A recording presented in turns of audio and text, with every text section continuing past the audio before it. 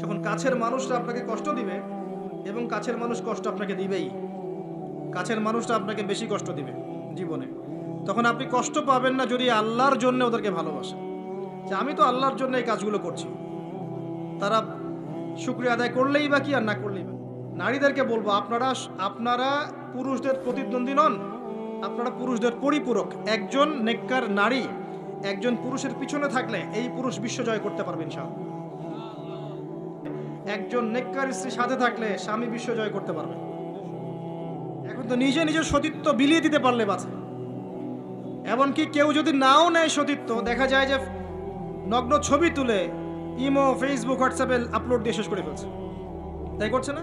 এখন আবার একাধিক বিয়ে যদি কেউ করে ফেলে, তাকে সমাজে এবার বাঁকা চোখে দেখা হয়, তার মনে চরিত্র সমস্যা আছে। কিন্তু বিয়ে না করে বিয়ের আগে 10টা প্রেম করলে কোনো সমস্যা নাই, বিয়ের আগে 1000টা জেনা করলে কোনো সমস্যা নাই, পতিতালয় গেলে সমস্যা নাই, ফ্রি মিক্সিং গেলে সমস্যা নাই, গার্লফ্রেন্ডকে নিয়ে ঘুরতে গেলে ডেটিং করলে কোনো সমস্যা নাই। আবার বিয়ে করে ঘরে স্ত্রী থাকতেও বাইরে পরকীয়া করলে কোনো সমস্যা নাই। এগুলোকে আমরা উন্মুক্ত করছি, কিন্তু কেউ সাহস করে যদি কোনো বিধবার দায়িত্ব নেয়, কোনো তালাকপ্রাপ্তার দায়িত্ব নেয়, কোনো অসহায়ের দায়িত্ব নেয়, তাকে খারাপ চোখে দেখা। এই হলো আমাদের সাইকোলজি। এখন এরকম স্ত্রী ঘরে ঘরে না থাকলে আমরা কি ইসমাইলের মতো সন্তান পাবো? যে স্ত্রীগুলোকে আপনি বিয়ে করছেন তারা কি আসলে এমন?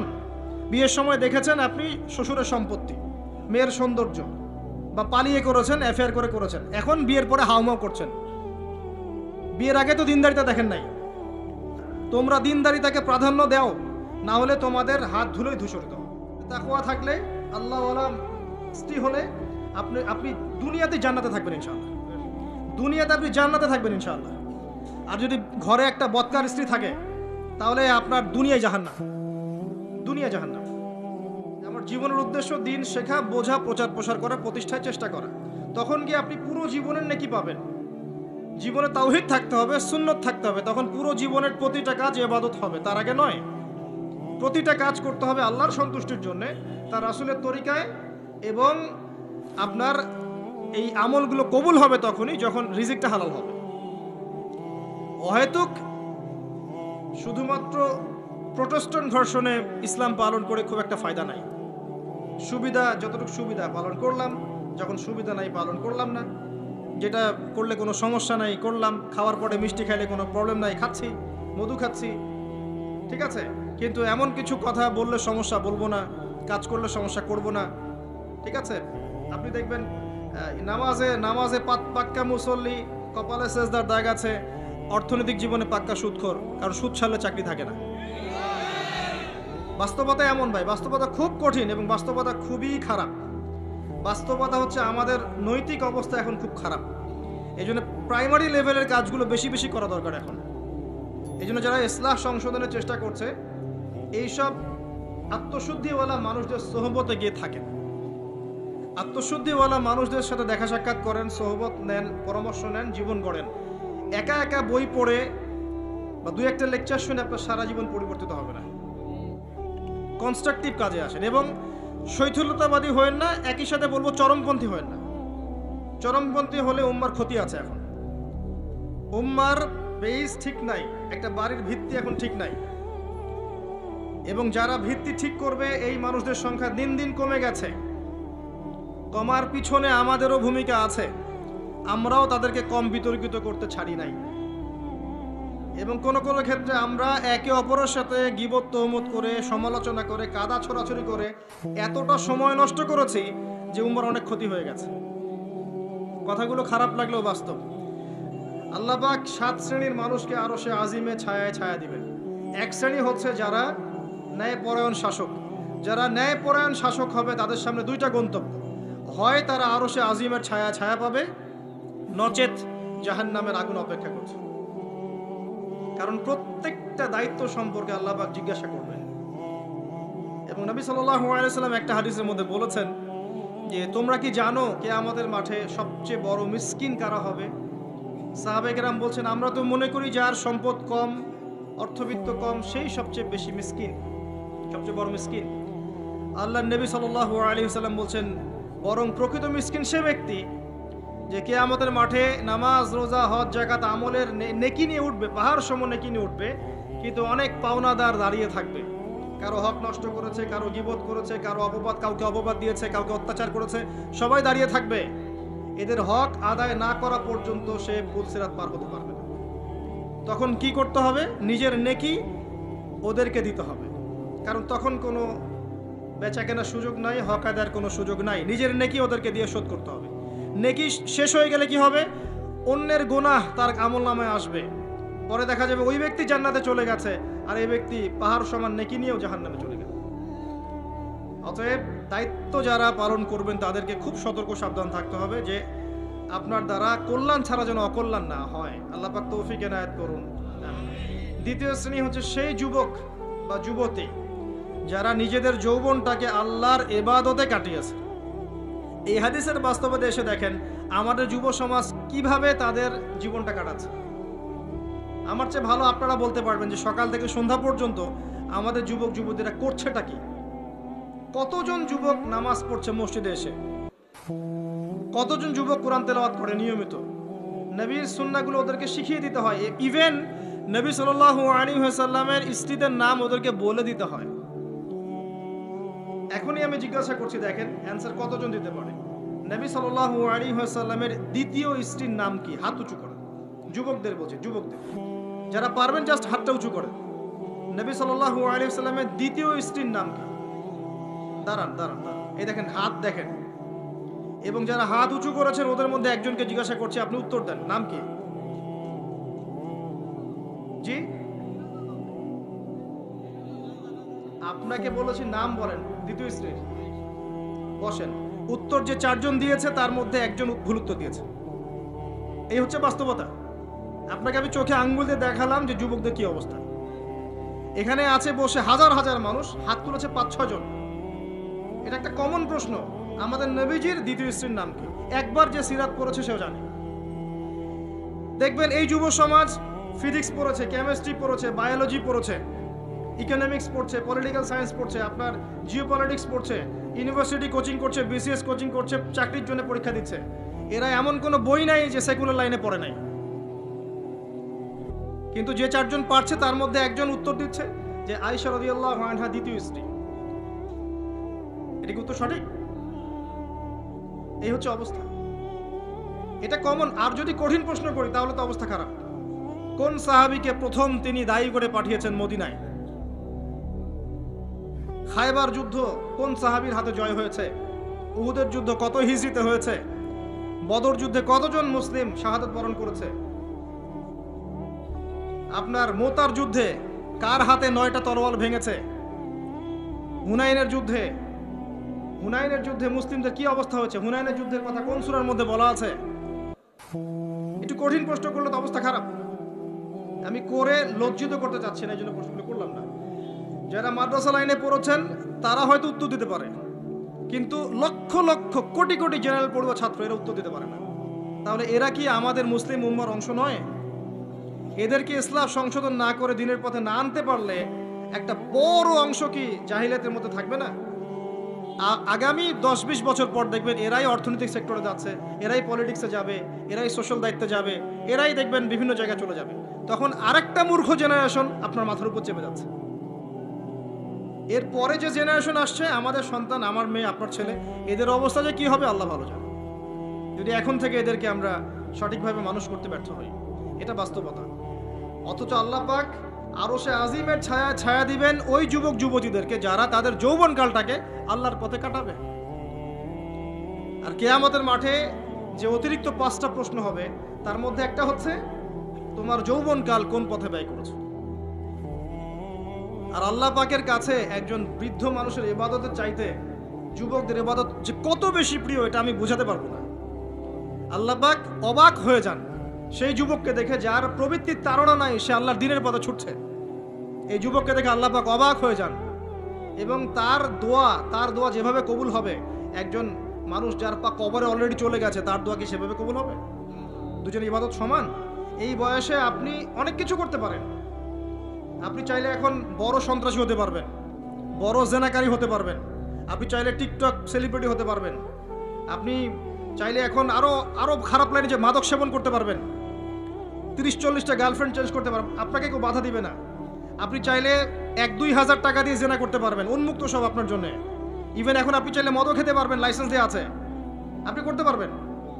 এই সময়টা আল্লাহ পাক দেখতে চান আপনি কি করেন। যদি এই সময়টা আপনি আল্লাহর দিকে ফিরে আসেন, আপনি কোরআনের দিকে ফিরে আসেন, সুন্নত অনুযায়ী জীবনযাপন করেন, আপনার জন্য অপেক্ষা করছে জান্নাত। কি চান আপনি সিদ্ধান্ত নেন। শুরুটা হবে অধঃপতনের মেয়ে দ্বারা, মেয়ে দিয়ে অধঃপতন শুরু হবে। মেয়ের সাথে ফ্রি মিক্সিং, প্রেমের সম্পর্ক হয়ে যাবে, এরপর দেখবেন জেনা করে ফেলেছে, তারপর ব্রেকআপ, দুজন হতাশ, কেউ আত্মহত্যা করবে, অথবা কেউ দেখবেন পাইকারি জেনাকার হয়েছে বা রেপিস্ট হয়েছে বা মাদক সেবন করছে বা মিউজিক শুনছে, আস্তে আস্তে আস্তে আস্তে শেষ, লাইফটা শেষ, ক্র্যাশ। এভাবে যুব সমাজ নষ্ট হচ্ছে। অনেক সময় দেখবেন পড়াশোনা করছে, কোনো কারণে রেজাল্ট ভালো হয় নাই, আত্মহত্যা করে বসে আছে। ডে বাই ডে যুব সমাজের সাইকোলজি মেলই হয়ে যাচ্ছে। আমাদের যারা ওস্তাদ সাহেবরা আছেন, বৃদ্ধ প্রবীণ, তাদের যে গাম্ভীর্য আছে, ব্যক্তিত্ব আছে, গলার ভয়েস, কথা বলার অ্যাটিটিউড, ব্যক্তিত্ব, চলাফেরা, এগুলো এখনকার যুবকদের মধ্যে পাওয়া যায় না। আমার কথা ভালো করে মিলাই দেখেন, এখনকার যুবকদের মধ্যে মেয়েলই স্বভাব আছে, কথা বলবে মেয়েদের মতো, অ্যাটিটিউড কেমন জানি মেয়ে মেয়ে অ্যাটিটিউড, লাজুক লাজুক ভাব, মেয়ে মেয়ে অ্যাটিটিউড, কোনো মানে একটা গায়রত নাই, সৌর্যবীর্য নাই, ফিজিক্যালিও দুর্বল, মানসিকভাবে দুর্বল, শারীরিকভাবে দুর্বল। একটা পাক লাগায় দেন মাঠে দৌড়াইতে, শেষ। 20 বছর 25 বছরে ভুড়ি হয়ে বসে আছে, গায়ে শক্তি নাই, ইভেন খেলাধুলাও করে না, মেশেও না মানুষের সাথে, সামাজিকও না। দেখবেন কেমন জানি আনসোশ্যাল, সারাদিন অনলাইনে পড়ে আছে বা গেমস খেলছে, ইন্টারনেট ঘাটাঘাটি করছে, রাতের বেলা সারা রাত নগ্ন ছবি দেখছে, সারা রাত। এত ভালো সাজার কারণ নাই, এগুলোতে ম্যাক্সিমামই আসক্ত, ম্যাক্সিমাম। এবং এটা আসক্ত হওয়ার কারণ আছে, এটা তো ফ্রি, অ্যাক্সেস ফ্রি, আপনি চাইলেই করতে পারেন। আপনার হাতে স্মার্টফোন আছে, আপনার বাবা দেখেন আপনি ফোনে কি করেন, আপনি চাইলেই করতে পারেন। কে বাধা দিবে আপনাকে? কেউ বাধা দেন নাই। আর এই যে গার্লফ্রেন্ড বয়ফ্রেন্ড সংস্কৃতি যখন থেকে ছড়িয়েছে, যা ইচ্ছা তাই করছে এরা।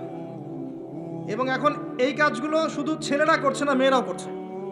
মেয়েরাও মাদক সেবন করে এখন, জানেন? মেয়েরাও পর্ন দেখে। আর মেয়েদের ড্রেস আপ তো আমি বলার অপেক্ষা রাখে না। নতুন কি প্রোডাক্ট আসলো, নতুন কি কসমেটিক্স আসলো, নতুন কি ডিজাইন আসলো, নতুন কোন সিরিয়াল আসছে, কোন নায়িকা নতুন ডিজাইন ফ্যাশন করলো, সব নিয়ে ব্যস্ত হয়ে আছে। আমি ওইদিকে আসবো পরে। এতটুকু বলছি, এই যুবক যুবতীর জন্য আল্লাহ পাক আরশে আজিমের ছায়া রাখেন নাই। সলিউশন কি? সলিউশন একটাই, এদেরকে নামাজি বানাতে হবে। 5 ওয়াক্ত নামাজি হলে লাইফটা রুটিন ওয়াইজ চলে আসবে, ডানে বামে যেতে পারবে না। এদেরকে প্রশান্তির উৎস দিতে হবে। এদের প্রশান্তির উৎস হচ্ছে একটা কোরআন, এবং দ্বিতীয়টা হচ্ছে এদের বয়স হয়ে গেলেই এদেরকে বিয়ের ব্যবস্থা করতে হবে। তৃতীয়টা হচ্ছে এদের বেকারত্ব দূর করার চেষ্টা করতে হবে। এবং সবসময় একই ধাঁচে বেকারত্ব দূর করার চেষ্টা করলে হবে না, ক্রিয়েটিভ কিছু করেন। আপনার প্রতিভা দিয়ে এমন কিছু করেন যেটা ক্রিয়েটিভ, আপনার ক্রিয়েটিভিটি কাজে লাগান। সমাজকে কিছু দেন, দেশকে কিছু দেন, রাষ্ট্রকে কিছু দেন। এদের প্রশান্তির উৎস হচ্ছে সুন্নাহ, সুন্নাহ মাফিক জীবনযাপন করার অভ্যস্ত, সুন্নাহ মাফিক জীবনযাপনে অভ্যস্ত করতে বলেন। এই কাজগুলো না করতে পারলে, এবং আল্লাহওয়ালা মানুষের কাছে নিয়ে আসেন, আল্লাহওয়ালা মানুষদের কাছে এদেরকে নিয়ে আসেন, সহবতে আনেন, দেখা করান, আলেমদের কাছে দেখা করান, মেশান, তাদেরকে দেখে তারা দিন শিখবে। আল্লাহর রাস্তায় সময় দিতে বলেন, আস্তে আস্তে দেখবেন ইনশাল্লাহ লাইনে আসছে। আদারওয়াইজ আপনি এই জেনারেশনকে দিয়ে আগামীর ভবিষ্যৎ আশা করতে পারেন না। বাস্তবতা খুব খারাপ, বাইরে যা দেখা যাচ্ছে ভিতরটা এমন নয়। ভিতরে ঢোকেন, দেখবেন নোংরামি দিয়ে ভরে গেছে সবকিছু। অনেক সময় দেখবেন বাইরে থেকে যাদেরকে দেখে পরিষ্কার মনে হচ্ছে, এদের ভিতরে নোংরামি ধরে গেছে। এগুলো দূর করার জন্য একটাই ওষুধ, তাসকিয়া, আত্মশুদ্ধি। আমি সবাইকে অনুরোধ করব, আল্লামা তকি উসমানী হাফিজাহুল্লাহর একটা বই পড়তে। আত্মশুদ্ধি ও তাসাউফ একটা বই আছে, আত্মশুদ্ধি ও তাসাউফ একটা বই আছে, আপনি পড়েন। আমি আপনাকে এনশিওর করছি, আপনার কাছে মনে হবে যে প্রতিটা লাইন আপনার জন্য লেখা হয়েছে।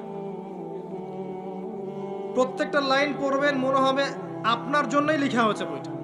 একবার বইটা পড়ে স্বাদ মিটবে না, বারবার পড়তে ইচ্ছা করবে। একটা বই পড়েন, আর অনেক বইয়ের নাম বলতে পারতাম আমি, কিন্তু আমি এখন যেটা ফিল করছি সবচেয়ে দুর্বল জায়গা আমাদের আত্মশুদ্ধির জায়গাটা। আত্মশুদ্ধি না আসলে আপনি এই খবিস কলবগুলোকে দিয়ে আলো জ্বালাতে পারবেন না, এটা সম্ভব না। আল্লাহর ওয়াস্তে বইটা পড়েন, কিনতে পারবেন? বাসায় লাইব্রেরি আছে কার কার? হাত তোলেন। বাসায় দিন ইসলামের দিনিয়াত লাইব্রেরি কার কার আছে? ইসলামী বইয়ের লাইব্রেরি আছে ব্যক্তিগত সংগ্রহে? লাইব্রেরি করেন, দেখেন লাইব্রেরির সংখ্যা কতগুলো। কিন্তু জেনারেল লাইব্রেরি কয়জনে আছে? হাত তোলেন। স্কুল কলেজ ইউনিভার্সিটির বই দিয়ে ভর্তি কার কার বাড়ি? সবার বাড়ি ভর্তি, মাশাআল্লাহ। তো এগুলো নিয়ে কবরে যাবেন ইনশাআল্লাহ, তাই না? প্রতি মাসে 1000 টাকার বই কেনা কি খুব কঠিন? আচ্ছা 500 টাকার বই কেনা খুব কঠিন? 500 টাকা তো আপনার একটা রিডিংয়ে চলে যায়। আপনার গার্লফ্রেন্ডকে নিয়ে কফি খেতে যান, 500 টাকা কেন? ও তো 3000 টাকা বিল করে রেখে দিবে। সে তো আপনার টাকা খেতেই আসছে আপনার কাছে। আপনি কি মনে করছেন সে আপনাকে ভালোবেসে এসেছে? সে আপনার অবস্থানকে ভালোবাসে। কে বলেছে সে আপনাকে ভালোবাসে? সে আপনার অবস্থানকে ভালোবাসে। এগুলো তো নষ্ট করছেন টাকা পয়সা। চায়ের দোকানে বসে ইন্টারনেটের মেগাবাইট কিনে ওয়াইফাই বিল দিয়ে অমুক তমুক করে সমস্ত কিছু করে টাকাগুলো নষ্ট করছেন। কিন্তু আপনি চাইলে প্রতি মাসে 500-1000 টাকার বই কিনতে পারেন। কেনা খুব কঠিন? পড়াশোনা করতে হবে। পড়াশোনার অভ্যাস না থাকলে একদিনের লেকচার শুনে আপনার আদতে কোনো উপকার হচ্ছে না। বিশ্বাস করেন, পড়াশোনা করেন, ঈমান বাড়বে, তাজকিয়া হবে। আসেন ওই জায়গায় আসেন। ওই যুবক এবং যুবতী যারা নিজেদের যৌবনকালটাকে আল্লাহর পথে উৎসর্গ করেছে, বিলিয়ে দিয়েছে, তারা আরো সে ছায়া ছায়া পাবে ইনশাআল্লাহ। 3 নাম্বার হচ্ছে সেই যুবকরা খুব ভালো করে শোনেন, সেই যুবক যাকে কোনো সুন্দরী উচ্চ বংশীয় নারী জেনার জন্য আহ্বান করেছে, ওখানে দেখার কেউ ছিল না, কিন্তু যুবকটা বলেছে আমি আল্লাহকে ভয় করি, আমাকে দেখান। এমন যুব সমাজে যারা চরিত্র ইউসুফের মতো আলাইহিস সালাম। ইউসুফ আলাইহিস সালাম হচ্ছে আপনার চারিত্রিক আদর্শ। পড়ে দেখেন সূরা ইউসুফ। আর অনেকে সূরা ইউসুফকে ইউসুফ জুলাইখার প্রেম কাহিনী বানিয়ে দিয়েছে, তাই না? এগুলো কিন্তু মিথ্যা সিরিয়াল দেখছেন, এগুলো ভালো না সিরিয়ালগুলো, এগুলো কিন্তু বাজে কথা ছড়ানো হচ্ছে। সূরা ইউসুফ জুলাইখার প্রেম কাহিনী ছিল না। সূরা ইউসুফ মূলত ইউসুফ আলাইহিস সালাম এবং তার পিতার প্রেম কাহিনী। ভালো করে পড়ে দেখবেন। সন্তানের জন্য কাঁদতে কাঁদতে তার বাবার চোখ নষ্ট হয়ে গেছে। 12 বছর তার সন্তান জেলখানায় বিনা অপরাধে। তিনি বলছেন সিজন, কারাগার আমার কাছে বেশি পছন্দ, তারা যেদিকে আমাকে আহ্বান করছে এর চাইতে বেশি। 12 বছর বিনা অপরাধে জেলখানায়। আল্লাহ পাকের কৌশল ছিল এগুলো। ওয়া মাকারু ওয়া মাকারাল্লাহ ওয়াল্লাহু খায়রুল মাকিরিন। এখানে মূল বিষয় হচ্ছে ইউসুফ আলাইহিস সালামের পিতা যখন অন্ধ হয়ে গেছেন, ইউসুফ আলাইহিস সালাম একটা কাপড় পাঠিয়েছিলেন, মনে আছে?